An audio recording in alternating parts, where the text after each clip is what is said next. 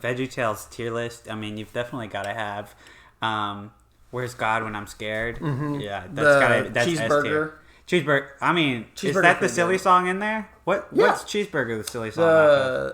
I can't remember which one it is, but I just know the song. Yeah, Veterinarian of the Alps, like Goated, Larry song. Also, Where Is My Hairbrush? Yeah. I mean, I think that's the OG. That's the OG. Yeah. That's off of Where's God When I'm Scared? Where's God When I'm Scared? Yeah, classic VeggieTales film in their pantheon of VeggieTales lore. That was just an all-natural VeggieTales outtake you might have heard to start off the podcast. I'm Isaac. I'm Casey. You know, we're going to start introducing ourselves now that we make content that gets more views. Yeah, hundreds of views, if you will. We're up to maybe 500 even. Maybe collectively betwixt the video essays. Yeah. Betwixt them, we have over 500. We have 570, I think, between all of them. I just wanted to say, oh my gosh, big thank you again to everyone who has been... Well, even if you haven't been watching... I still love you. That's okay. God tells us to be nice to people. Yeah. That's what my favorite cucumber said one time. Right, yeah. His name's Larry. Larry. Living like Larry. Hey, Phoebe, I don't think you're supposed to be doing that. Oh, hey, podcast dog, you get your butt up here. Yeah. You get back on this couch. You stop chewing on that shoe. I didn't raise no nonsense, girl. No heathen. Damn it. That's okay. No, that's okay. You know what? Come up here and spill your hot takes. Kennedy's shoelaces, they're not that good tasting, actually. Are they? Yeah. Damn. Put arsenic on them. That's her hot take. Yeah. What would be your dog's hot take? My dog's hot take is... Okay, so this is kind of funny. One time we rewatched Dunkirk, and Sansa laid on the bed and never took her eyes off the screen. Watched the entire movie. So we say that's her favorite movie. Harry Styles stan. She was just in it for honestly. that part. Yeah. She thinks my dog thinks Dunkirk is one of the best movies ever made. So fuck yeah. Hates any movie with other dogs in it though. I don't know if Phoebe does the same thing. Does she ever bark at the TV when there's dogs? She never barks. She just stares, she can recognize them. And especially if they're barking in the movie, that's going to get some head turns, right, yeah. That's investment. She's not really into it if there's not an animal on screen. But one time we were watching Watership Down, there was definitely some rabbit. Well, actually, were you with us yet, dog? I don't know. I'm making artificial memories about my dog because, it feels like she's always been here somehow. Yeah. Dude, wait, I've never talked about this on the podcast, but I've told you this personally. Yeah. My dog has 20 BBs in her chest. 20 BB pellets from, getting shot. It's nuts. So, when she was a stray, I guess... She wandered too close to someone's property. I want to clarify, I would never shoot my dog 20 times. That's an awful thing. But someone did. Yeah. Some crazy Yahoo out in the country. Shotgun? It might have been a shotgun with bird shot in it. Maybe that's what someone else said, which makes a lot more sense than someone out there I'm gonna get this dog. An automatic rifle. I need that 19 more times to happen. Wait, AR-15 pellet gun. Damn. Well, honestly, it could be some kind of kid, though. That's kind of where my mind went. Yeah. Some kid who lives out in rural Arkansas who's bored. There's no way Phoebe looks like a chicken-killing dog or another dog-killing dog. Llewellyn, get back here. Hold on, I got 19 more shots to pop off. Poor thing. I know, but she's... apparently, BBs don't affect dogs in their long-term health, so she's just going to have them in her chest forever. Interesting. Yeah. And she's not going to go past the airport security anytime soon. Never put her up to a magnet, a very strong magnet. You can't get your little doggy MRI. I'm sorry. What movies do you guys dogs watch? Y'all dogs got some hot takes? Got some pet movies? Yeah, some pet movies. Drop them below. Yeah, please. I genuinely love to do that. Yeah. To do a whole episode about pet movies. Yes. Let's do it. And speaking of movies for pets, other than the Super Pets movie, you're, as you said earlier on the pod, your most anticipated movie of the summer. Other than that movie coming up, have you been getting hype? Have you been getting mad drip based on any movies lately? Have you been participating in the entertainment industry machine while awaiting for highly anticipated movies of the summer. Yeah, is that what you mean to say? Yeah. Well, your most anticipated movie being Super Pets. Being Super Pets, of course. Yeah, I've been watching a few. I don't think I said this on the podcast last time I was here. Last time we were together in this room. But if my letterbox will load, cool. I watched First Reformed. I love First Reformed. Holy shit! You'll never believe it, guys. I gave it 5 stars. I thought it was incredible. I'm so glad we're in agreement because I gave it 4 stars when I watched it 2 years ago, but it's literally not left my brain since. And I realized oh shit, it's actually just so good. It's really good. I watched First Reformed, loved it. I watched it with my friend Brandon, and they say Brandon is a friend who hasn't seen a whole lot of classic cinema, so I made a list of 20 movies that we need to watch together, and one of those films. So one of the films that wasn't on the list that I ended up watching as well was Boogie Nights. Oh, nice! Filling in the rest of my PTA. Yeah, you hadn't seen Boogie Nights before. Yeah, I hadn't, and I fucking loved it. And yes, in my review, I just posted a shit poster. I was like, PTA is making it really hard to do a ranked list. Because I'm like, holy crap, he's got so many bangers that I want to put so high up on the list. But I'm pretty much sure that when I do finish my PTA ranked, that none of the films I'm going to dislike. Honestly, all of them are really, really good. But yeah, Boogie Nights is great. Love the camera work, love the acting, love the prosthetic penis. It was great. One of the great cinematic reveals of all time. Saving that shit for at the very end. Literally, the very last frame is awesome. Yeah. If y'all haven't seen Boogie Nights, fucking check that shit out. It's a fucking. I just love that the movie takes a turn at a certain point, and I think you know which point I'm talking about. To where it's everything just starts going downhill. It's for real a fucking a trip. I just love it. It's great. Brandon liked it too. Girl. You can't. Roller Girl. I hate that scene. One of the weirdest fucking characters I've ever fucking seen, but it was cool. Definitely cool. Yeah, dude. I'm afraid to finish PTA's filmography.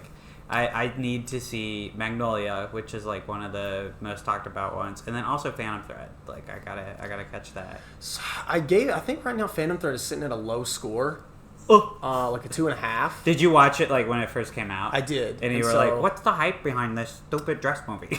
Pretty much. Well, I mean, it wasn't what's the. I watched it and I was like, okay, that was interesting, but I was bored for most of that. But having dipped my toe, actually not even, having full dived into PTA's, filmography apart from that, I feel like if I rewatched it, I would kind of understand what he was going for a little bit more. Or maybe not. Maybe Phantom Thread might just be the miss out of all of his movies. I do have to finish Inherent Vice, though.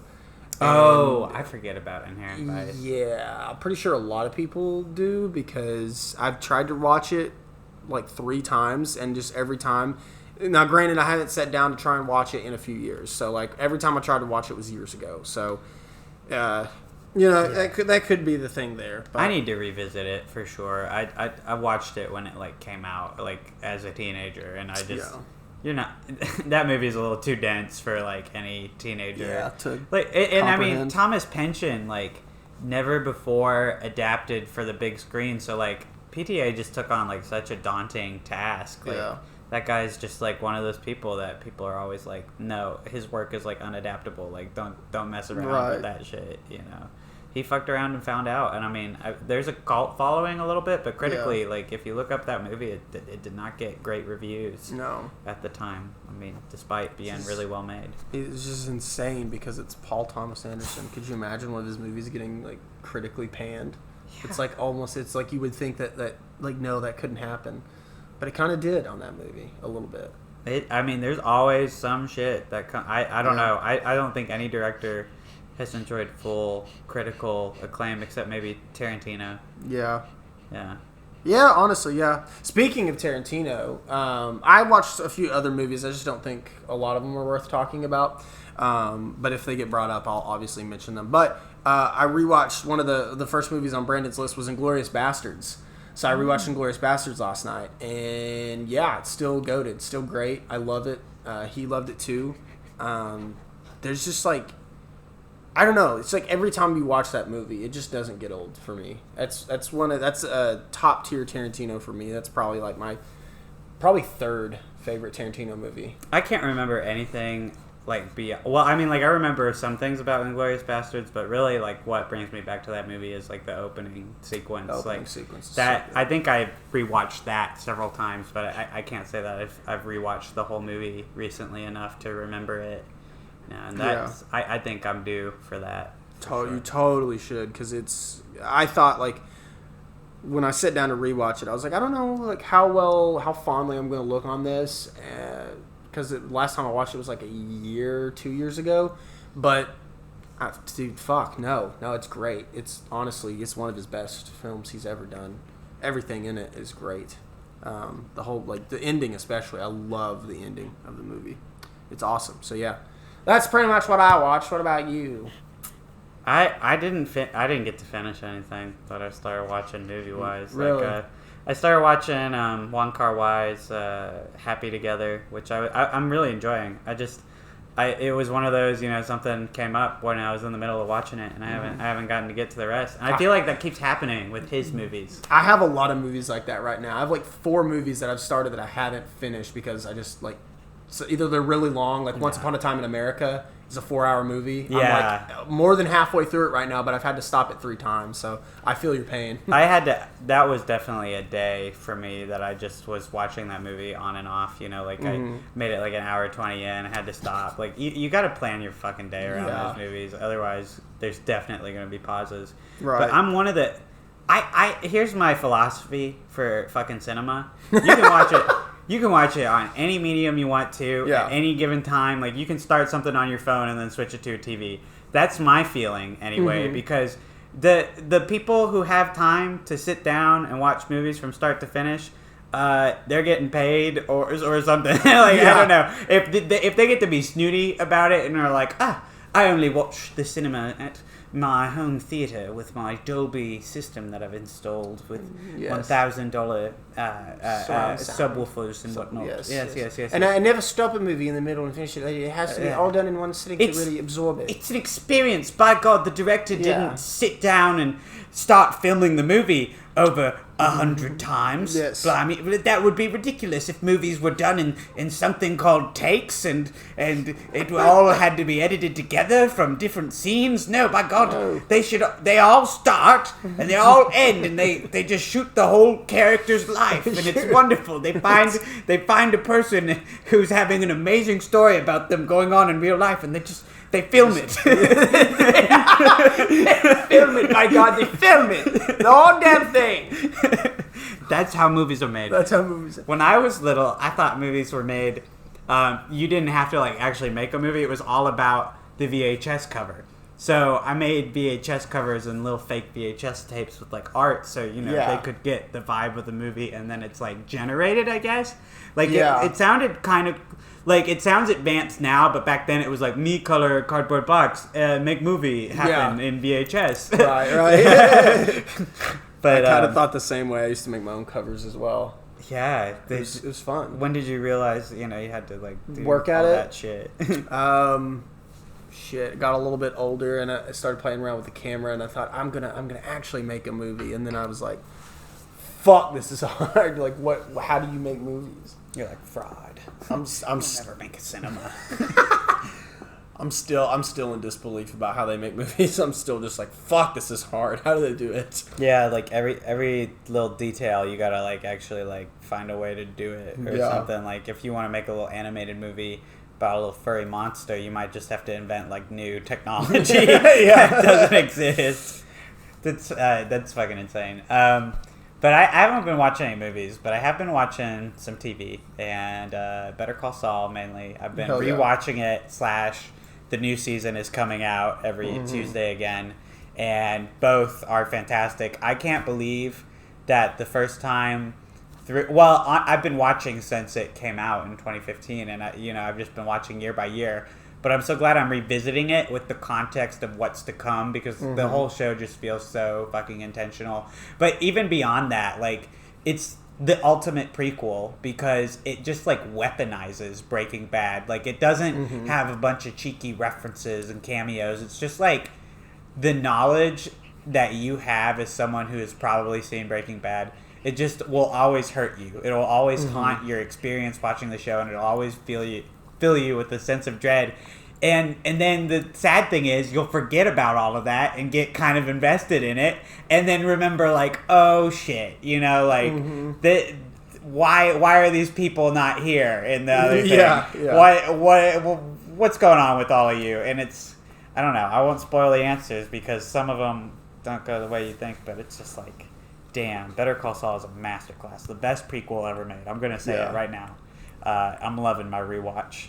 And then other than that, because we've been mind over TV for a while, all of our shows that we've been talking about have finished. Yes. So that's the main one. Yeah. Well, Better Call Saul and this show that we can get into right now, or we can just mess about some more. Hey, we can get into it. I'm not down to talk. You talking about The Boys? Yeah. Let's talk about The Boys. Let's talk about The Boys. So we've been kind of doing spoiler-free thoughts all season long. So maybe we give one more little spoiler-free section. Maybe compare it to the other seasons. Like how we would rank it. So Boys season 3, I quite frankly love. Yeah. I don't think it's Boys season 1. No. I don't know. There's something about how fresh it felt then, and now it's not that it's less like cool or like less original feeling. It's just like now there have been a couple of other shows that have like had ultra violent like takes on the superhero genre, like mainly Invincible. I'm thinking about and other shows have tried to, or other movies have tried to create some of that shock violence. Like I definitely was struck by Multiverse of Madness. It was clearly influenced by Boys and Invincible. It felt like, but The Boys season 3, I would say better than season 2 even. That good. I'm like, I almost want to say that 3 is better than 2, and in a way I think it is. Yeah. Because I agree with most of what your thoughts being that season 2 is like a lot of setup. I just really love the villain of season 2. Oh yeah, she was pretty good. Stormfront was an amazing villain, and that story arc was really good. And they did some crazy shit in season 2 that I'm like thinking of. I'm like, damn, that was fun. Like I think season 2 might be really fun to rewatch. But yeah, season 3 right now, I'm thinking, they've stepped it up. It's fucking amazing. The finale was pretty good. Or at least how they wrapped it up. I think the finale episode was a little weaker than I thought it was going to be. I was like, okay, weird, but still how the season wrapped itself up and going in, knowing what we know now going into season 4, I think season 4 is going to be pretty fucking crazy. But yeah, season 3, good. I liked where everybody's arc is, all the characters. I like all the character work that's been done this season, where everybody's headed, the motifs with everything. Great show. I love that the Deep's character, like, they're like constantly changing him, and he's sort of like evolving, but he never evolves to a good person. And that's what I love about his fucking character, is because he thinks he's making progress, but like they keep writing him as this just huge naive fucking asshole. And I think his character has been like the most fun to watch, honestly, throughout season 3 especially. He really spiraled from season 1, and that's been interesting. Just like following that journey, and also just like I feel like the show's crudest sense of humor comes out with him. Just like they really pushed the fucking limit this what year you can with, show with on all TV. The bullshit. Yeah. Oh my god, it was insane. Just from the very first episode, I was like, holy fuck, like he's really going for it. And then towards the end of the season, I was like, bruh, what? How did they get? I mean, I guess streaming is a whole different animal than like primetime TV, but I was like, man, how did he get away with some of this shit? It's insane. So maybe we should get into spoilers. Maybe we should. Okay, so if you haven't seen The Boys season 3, this will be the whole season. So get out of here. Get the fuck out of here. Bye. Bye. We'll see you in a minute. Skip to 40 minutes and 45 seconds. Fucker. Oh my god, I don't even know where to start. Like I was thinking like octopus, fuck, butthole. Fucking an octopus. Supersonic. Small man sounding, Ant-Man sounding. Yeah, that Ant-Man guy, which both of his scenes were so memorable because I mean there's the butthole, but then there's also when Homelander just like squishes him. Like, that 6th episode, and that felt extra brutal. Like, that was that your favorite episode, Herogasm? Did you like that one? Herogasm was really good. I think I liked the episode after it a bit more. I think if I'm thinking with the cartoon animals and that was a pretty good episode. Yeah, Herogasm was really fun. I think that the Huey, Homelander, and Butcher fight was and Soldier Boy. That fight was amazing. So that whole sequence was really just like, I really thought somebody was gonna die there. Like this whole season, I've been thinking somebody's gonna fucking die. Yeah, they always flirt with it, and then they don't do it. They don't do it. Yeah. I'm sorry. I'm just gonna jump around because of this, but Maeve in the last episode, like, what the hell? Like, yeah. I mean, it kind of already feels like they don't know what they're doing with her character, and then, like, I don't know. It just already made so much sense for her to be sacrificing herself. Like, unless they have something like really good in store for her storyline, just kind of cheapened the show's like usual, bite. Consequence. Yeah, bite and like character consequences. Yeah, you know? It seemed to me like what they were going for is to give her, because she's sort of like a really tortured character. She's been through some shit, and so they're like, let's give her a happy ending, where she doesn't have her powers anymore because she never wanted them, and now she's with the person she wants to be with. But I was like, I don't know. I mean, I kind of, like, even though I was, like, in shock and I was kind of like, oh, fuck, Maeve's dead, it made sense. And when they showed her alive, I was kind of confused. I was like, okay. I mean, this is where, like, the fans would want it to go. We want Maeve to have her happy ending, but also it just makes sense if she would have died in that scene, and I think I was okay with it until 2 minutes later when they, like, showed that she was alive. So I was like, okay. What was the point? Yeah. I guess it's not so much that you kept the character alive in a lot of these cases. I'm just like so sick of fake outs. Like I really do not enjoy a death fake out. Like in any, like when Dark Knight Rises did it back in 2012, like that wasn't any better than like that's about how sophisticated it has always felt. It's just like he survived because Which, he's their hero. And speaking of like deaths, Black Noir, I feel like they switched him and Maeve's character because I feel like we were just getting to see into Black Noir's like psyche and what is going on in his head and what his actual fucking character is, and I feel like they kind of switched it. It's like if Maeve would have died and Black Noir would have lived, so we got to see more of him, I would have liked that better. Do you feel the same way? I was definitely thinking like, oh my gosh, you've just started with this guy, like.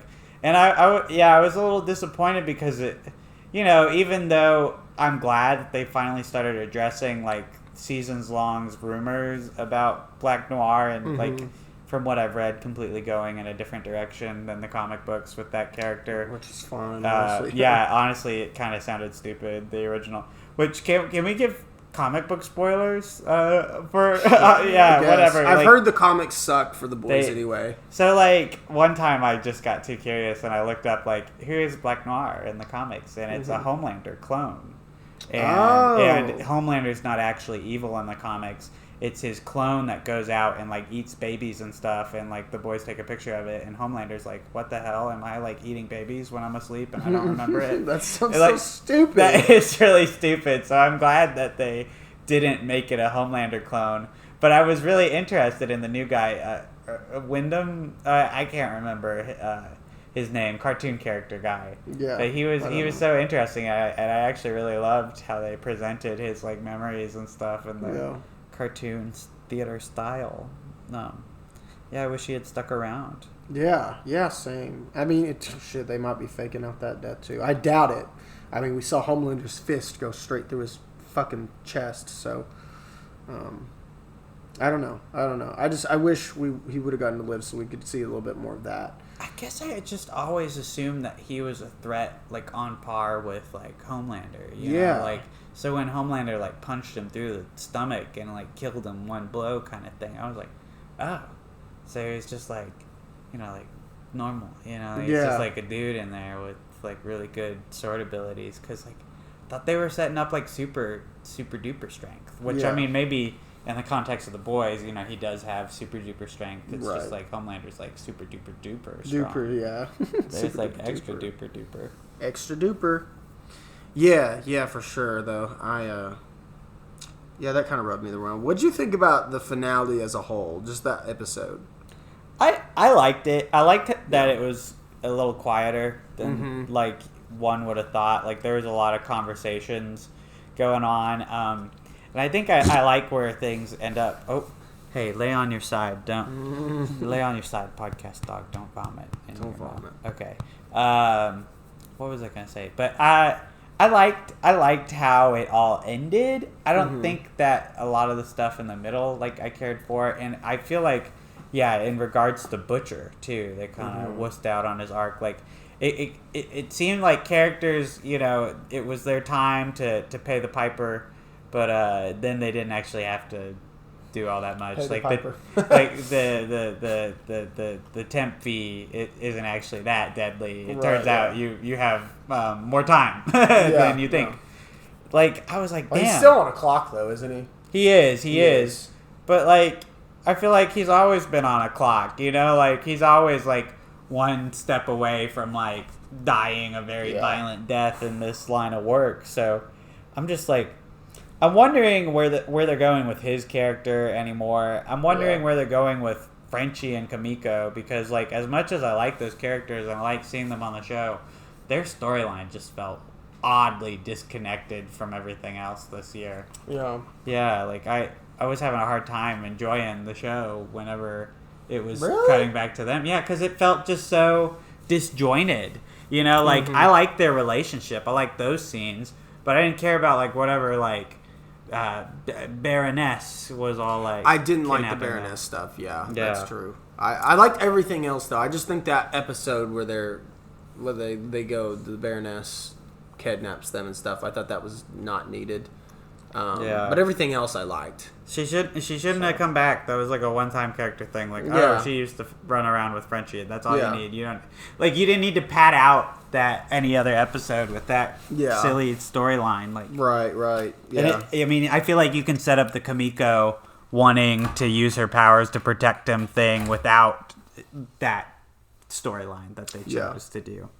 I'm thinking. So. Also, it's weird that in the finale, things kind of reset again. You know, Homelander goes back to his corner and the boys go back to theirs. Like, it's just getting more and more improbable each year that these people just, like, meet up once a year, like, duke it out for, like, 5 minutes, and then are like, okay, let's go back to being sworn enemies. Over here, I'll go over there. Yeah. Like I feel you, but I do feel like next season's going to be way different because now they're no longer working for the government, and that one head popping lady she's going to be vice president, so she's taking full control. And as we saw at the very end of the last episode, Homelander killed a civilian and they applauded him for it. So that is where I'm thinking, okay, next season, like if they don't end the show next season or by season 5, I'm going to be confused as hell because I think this show feasibly has 4 to 5 seasons in it. Yeah, I mean, they might try and stretch it out to 6 because it's a mega hit or whatever, you know? Like, I feel like Eric Kripke, doesn't he have kind of a infamous relationship with letting shows go on a little past their prime? I have no idea. I hope not. Well, because Supernatural's his baby. Oh, that's Eric Kripke? Yeah. Which I don't know if he just wrote the books and like was the guy that bowed out after a few seasons, or if he's I'm not a Supernatural stan, you know. I wasn't into Super Hulock, so I don't really know. I was never not a Super Hulockian either, but I was just almost. a Hulock here. I was a Whovian. One time the best shirt I've ever seen. It was every doctor, like all the to the modern ones, and they were all My Little Pony. Saw that in an orchestra all region thing. Of course you did at all regions. Fucking hell, dude. My Little Pony infiltrates every fucking walk of life there is. I hate it. Anyway, but yeah, I agree. They kind of reset every time. However, I hope this is like that last time, that they do it, because I definitely feel how things are different at the end of the season compared to what they were at the beginning and even in season 2. And I'm interested to see what they do with Homelander's kid or with Butcher's kid, whoever's kid it fucking is. Yeah, that evil damn kid. That evil damn kid. Now I'm very interested to see that. I'm wondering if they bring back Soldier Boy again next season. Yeah, because he's not dead either. No. He's just all like... And I like Jensen Ackles in this role. I thought he did pretty good. Yeah, he did amazing. The Soldier Boy character was fantastic this season. A lot of... it was I don't know, it just felt new. It was fresh.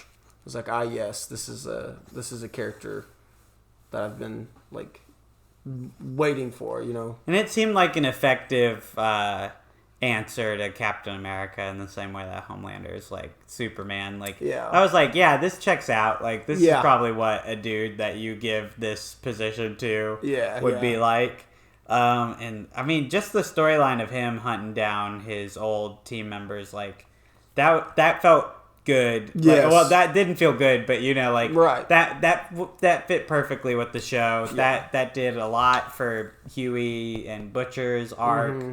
I really like that element. And honestly, every time, it's hard to do like couples drama on TV shows without it feeling annoying. And I'm surprised every year just how like understandable all the like Starlight and Huey like arguments are. Like, I'm like, this is absolutely something that you argue about. Like, right. This guy's being like fucking selfish. And just like, I love their relationship. I think they are consistently like a really cute and nice part of the show. Same with Kamiko and Frenchie, although not their storyline this season. But, well, yes, their storyline, just not some of the beats. Yeah. You feel me? I feel you. Yeah. Because overall, I fucked with their storyline this season, but there was like an episode or two that I was like, okay, wait, what are they doing here?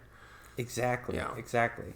I'm thinking about other big spoilers. So, I definitely was really getting attached to Supersonic. I feel like I could have seen that coming, that he was going to get his face pounded in. But I feel like that was one of the most shocking and effective deaths this season. And, honestly, I guess just like I really enjoyed the first 4 episodes more than I enjoyed the last 4. Even though they were pretty good, I just feel like there was a lot of great setup and execution, and Homelander especially got to fucking run the show there. It was fucking terrifying. And he was getting a little more comfortable in his skin every episode. I'm like, damn, Anthony Starr really just steals the show every season. He's so good in this fucking role, especially... and I know it's going around on Twitter, it's all anybody's talking. The ending scene where he kills the civilian. I mean... I feel like we were always headed there this season. This season, the whole time I was waiting. I was like, he's going to do something and they're not going to care. And that's going to give him full confidence in I can really do anything the fuck I want with no consequence. And they did it at the very end. I was like, oh my fuck. And it's so good that they included MM's, the stepdad to MM's daughter is the one who started applauding him. Yeah. I love that. I was like, okay. Here we fucking go.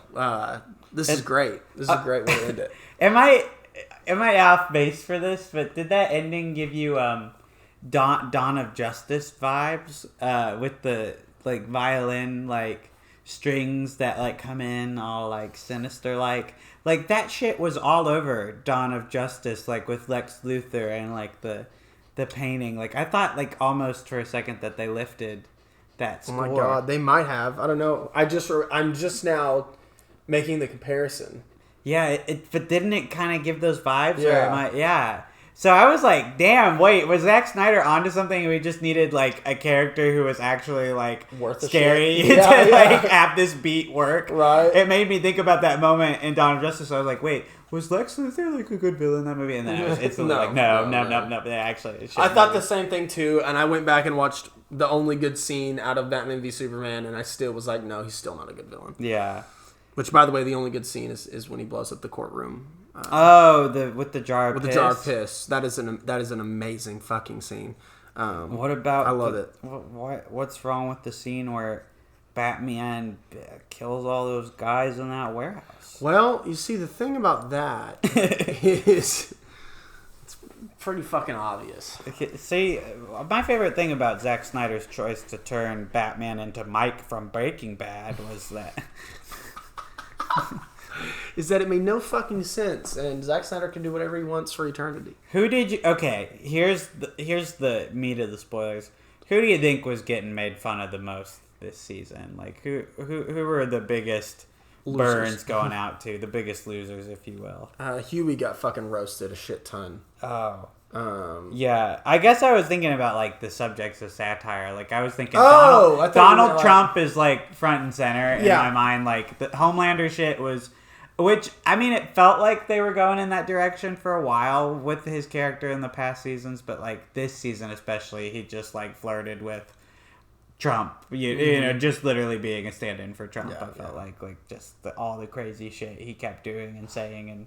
Yeah. Everyone was like, "Okay, we're cool with it." I love the COVID pandemic through lines they make with Soldier Boy's attacks. Yeah, and they're like, "It's safe to go outside," and I was like, oh, "Okay, that's what we're talking about here." Well, and then they just like straight up did the Imagine video. Yes, that was amazing. I love that. I think always front and center in the roast sessions of this show are A-list celebrities. Always, always. It felt like this season, especially the Deep was... Oh, the Deep and... oh my gosh. What is... A-Train. Yeah, A-Train's... I love where A-Train is going, his character. Yeah, I love it. That was pretty satisfying to see him drag that guy on the road. Yeah. Like, one of the good deaths, you know. And I like that with A-Train, even though he starts the show like the guy that makes you want to hate superheroes. Like, he's come to like this kind of sympathetic place, like almost to the point when Huey is confronting him, you always, like as an audience member, you're like, okay, I get why you're angry, Huey, but like, you don't get it. He has been putting in the work to like try and be better a little bit. Like, he cares a little bit about real things and not just, like, corporate interest. It's always weird. The Seven is just in such a strange state in the show now where it's like, how many are you actually? Like, 3 now? Yeah. Now it's like, there's, like, only, like, 3 of them. They're going to have a hard time explaining all the absences. Yeah. And I like that the Seven stopped being, like, a thing because every time they're 7 of them, you know, something happens and it's not 7 anymore, so they can't exactly be public about that. Okay, here's a big loser of the season, Giancarlo Esposito. He once again he's just here because he's Gus, I feel like. Yep. And they don't do anything with his character, and then they just kick his character off the show. That one episode, I was like episode 2 or 3. Yeah. And I mean, like, it wasn't all that shocking, and I'm just thinking, like, I wouldn't even remember this character if it weren't played by Giancarlo. Yeah. And that's how I feel about a lot of the shows that write him on. Like, I did not feel like The Mandalorian did much with him either. Like, I don't think Moff Gideon is, like, a scary villain or anything. Just poor guy. It's just Giancarlo Esposito, and we love him, and we want what's best for him. I know, but like write him some meaty damn roles. Yeah. Better Call Saul is still having to give this man all his best work. Like Vince Gilligan is like my homie. You know, you're not getting represented. You're not doing the shit I know you can do. Let me give it to you again. Like, here you go. That's funny. I will say you were talking about character. There will never be a more shocking moment maybe there will be, but for me, the most shocking moment and like just like the best fucking like gruesome death we've seen in The Boys has definitely come from when that one dude is trying out for the Seven, and whoever is like training him in Homelander like walks up and he's like, "Oh, you're gonna be part of the Seven," and just kind of like, you know, playing with him, and then he just fucking slaps the two sides of the dude's ears. Oh yeah, that was in season 2, right? I think that was season 1. It might have been season 2 though. Yeah, no, that is the most brutal one because Yes. it's like he's got like extra sensitive hearing, Right, and everything. he just slaps his fucking skull. Oh my god!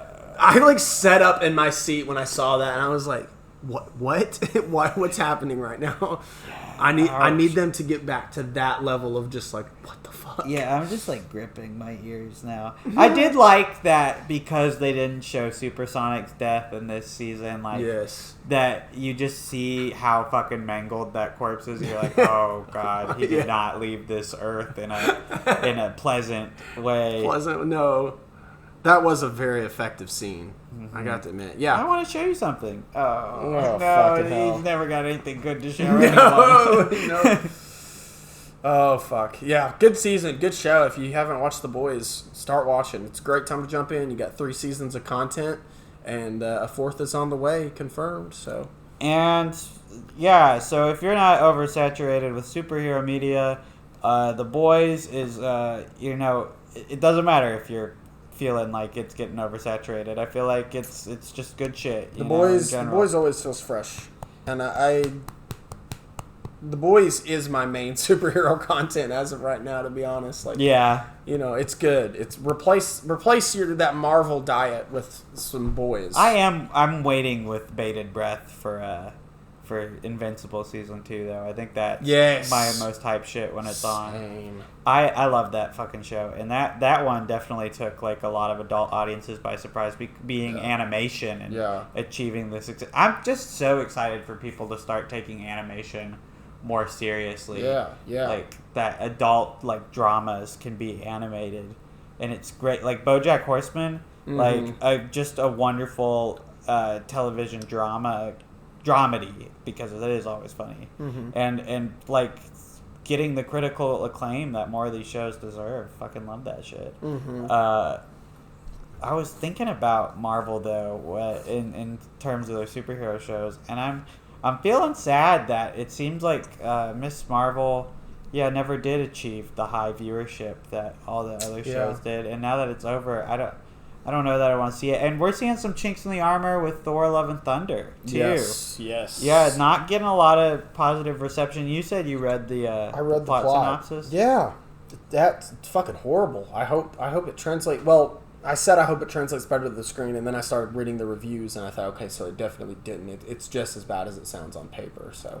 Yeah, I mean, no spoilers or anything, but I've just heard that it's got some very like outdated jokes, like they've got like screaming goat humor, which like unless you are like living in the year 2013, like I don't know, or you're 8 years if old, that's like still endearing. Yeah, I mean, I'm just surprised that it's still getting such negative reviews, because like I would think that Taika Waititi's humor would shine through no matter the film. And it just doesn't seem like the comedy works in this movie, and that's the biggest thing going against it. And I'm sad to hear that. It makes me makes me feel like Taika Waititi or any creative. It doesn't matter who you bring in there if you just start constantly churning out these movies. It seems the quality of this one's piss poor, because everybody has been really knocking about the animation, and as we've seen, somebody came out and was like, there was a sequence in Thor that they were editing, the VFX artists were editing like 2 or 3 days before it was set to go out.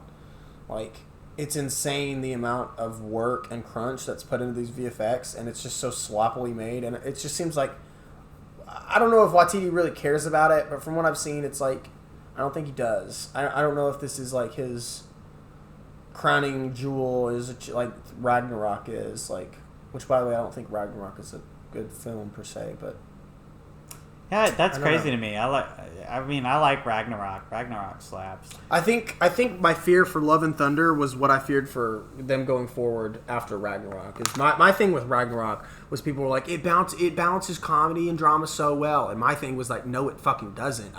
There's no room for seriousness in this movie whatsoever. And that's what I was afraid of with the next Thor movie. I was like, he's gonna keep doing this shit, and it's gonna get to a point where it's just all comedy and there's like no serious like tone. And when I heard that they were doing Gore the God Butcher, I was like, no fucking way. And then I saw the trailers, and it looked, kind of promising. And I thought, okay.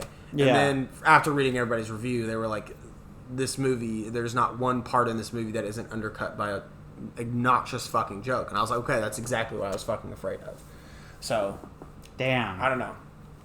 Yeah, I've just been feeling like I'm not gonna go really rush out to the theater to see a Marvel movie, and I don't know that I'm gonna really watch any more of the shows. And this time I'm feeling like I mean it a little more than the last time I said it. And I mean, there will be stuff that'll come out that I'll want to see, but I think I'm about to be a lot more selective about it. Yeah. I don't know, but then again, it's the easiest thing to stay caught up on. Everyone's always watching it, so it's never like it's going to leave the conversation. But what if people stop watching it? What if people just stop? Maybe it would force them to put out good content and slow it down. Yeah, if they just slowed it down. Yeah, because I don't want it to go away. I enjoy the Marvel stuff. I do. For most of it, at least. I've enjoyed the phenomenon that it is. But at this rate, really don't care to be watching all this shit. Like 4 shows and 4 movies a year. It's too much. Yeah. It's way too fucking much. The shows especially have just made it feel like it's just a never-ending barrage of shit. Like there's She-Hulk coming out next month, and then there's another movie I think coming out this year. What else is coming out this year? Shit. So it's She-Hulk, the I Am Groot stuff, the Guardians of the Galaxy holiday special, Black Panther 2. Wait, that comes out this year. That comes out this year. But there hasn't been a trailer. Well, because they do VFX crunch on all their movies. Yeah. All the Reddit posters were all oh, don't even do it for the clout. It's not worth it to even have this name recognition. That's crazy. That is insane to me. That it is not worth it to have Marvel on your fucking resume. It's not worth it. That's insane. Must say something about their standards of quality care and work. Yeah. Fucking hell. Marvel needs an HR department, for fuck's sake. I know. Sounds like. But yeah. Well, I mean, yeah. And hey, what's up, buddy? You started watching Solar Opposites yet? Season 3? No, I don't. So the tragicest thing happened. Hulu and Spotify, they don't. Oh right. They're not compatible anymore. I'm still working on obtaining a Hulu login, which I'm making my own Hulu account, and I'm going to pay $7 a month for Hulu. Yeah, totally. On the down low. No, ain't nobody snitch about this. Okay. No, but that is I'm gonna use a coworker's login, or maybe my friend Luke's. I'm not sure. We might. Whoever I proposition first. I'm not gonna lie, we use Luke's. So Casey uses Luke's. Don't tell anybody. Yeah. Actually, you know what? I might be using Luke's. I want to see The Bear too. I've heard Hulu. That's good. Yeah. I saw Saxon praising it on Twitter. Oh, and I heard about it a couple days before, and it was the summer's biggest show. And I was like, I've never heard about this show. Of it. And then now I am hearing about it a lot. All the time. That's how it happens. The floodgates just open. It's oh fuck, this is about to blow up, or it's been blowing up, and I've been out of the loop. Yeah. I'm interested to see it after I read up some of what Saxon had wrote. So I want to see Solar Opposites and have a chat about that. Yeah, you need to see The Rehearsal on HBO Max. I know. I've been watching some Nathan For You clips on YouTube to prepare. But perfect. Okay, do you like Nathan For You? I love Nathan For You. Yeah, I love that show so much, and I've tried to show it to. Well, I mean, the real ones get it. Yeah. Sorry, but no. But then also there are some real ones I've showed it to, like Jacob and Natalie and Luke, and they're like, it's too awkward. I don't get it. But that's the best part of it. He never breaks. He never breaks it. That's what's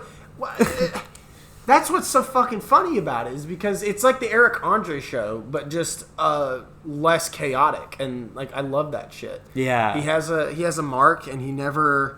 The prank, he goes all the fucking way. It's amazing. But it's just it's real too. Yeah. He doesn't tell these people to do these things. They're just on camera, and they just get so comfortable with the whole premise of it, you know, just like, oh, I genuinely believe this guy's making a show about helping my business, and I guess I'll do this because there's a camera crew telling me this is a good idea, and let him do poo flavored yogurt. Yeah. Why would you do that? Oh, it's so good. But yeah, I'm interested to watch the rehearsal. The rehearsal is crazy. Like, oh my gosh, it just. Wow. Speaking of like comedy, I really want to watch Norm Macdonald's last stand-up special he did. Oh. He did it at his house, and it's on Netflix. And I didn't realize that had come out. Okay, yeah, I want to see that too. I really want to see that. That sounds special. He was just so funny all the time. So fucking funny, bro. There will never be another person as funny as him, and just with such a great voice for comedy too. I love his fucking voice. Watch Infinite. I've watched so much clips from his like podcast he had in his own show, and like when he would go on Conan and stuff. Him and Conan were really good friends, and just I don't know, just the banter, the energy, the chemistry he could create between him and literally anybody else was immaculate. It was insane. Yeah, so, and the anti-humor, like the long jokes, those are the best ones from him. I will stand the funniest shit I've ever heard in my life. You guys can look this up on YouTube. It will be the first result. Is Norm Macdonald's 12-minute joke about Janice. Oh, yeah. And like the serial killer. It is the greatest fucking thing I've ever heard. You will not be disappointed if you search that up. It's a great joke. Yeah. Well, got any dead celebrities to plug before we sign off? Yeah, no, that's about it. Stream Robin Williams. You got I stand this guy hard. Yeah, he's amazing. I want to see like a Genie fan cam or some shit. No. I had to watch the Disney fireworks special at work today. Like a coworker showed it on YouTube.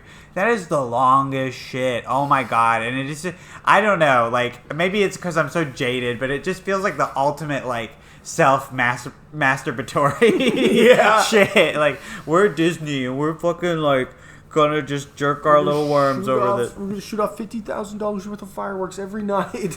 I don't know, it's just obnoxiously long. Like it's like 12 minutes. We couldn't finish it because all the kids were losing patience with it. They were like, God, we can't stand this. I had to be like, you sit down and you watch this, even though I was hurting inside. Yeah. No. Damn. Well, good talk. Yeah.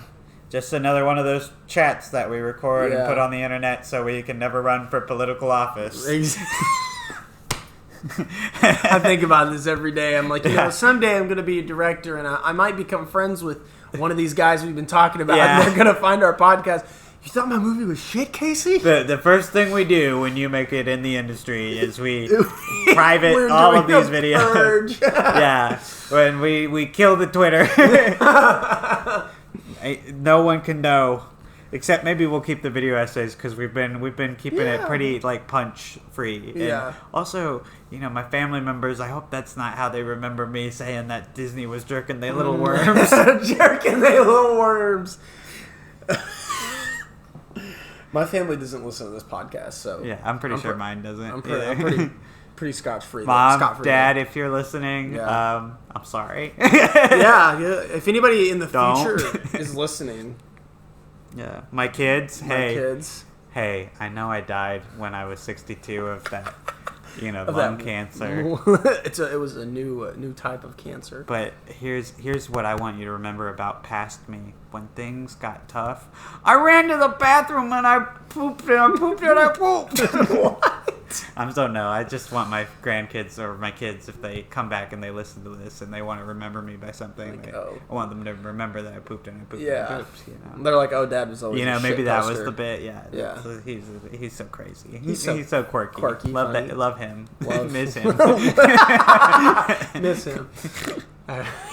Ever since he had that unfortunate skiing accident. Oh, gosh. Sorry. I'm trying to put that out in the world. No, I know. I know how I'm going to die, which is a fiery airplane death. The Oracle told me how and when. Can't stop it. Flight 75-2. 752 to a normal person.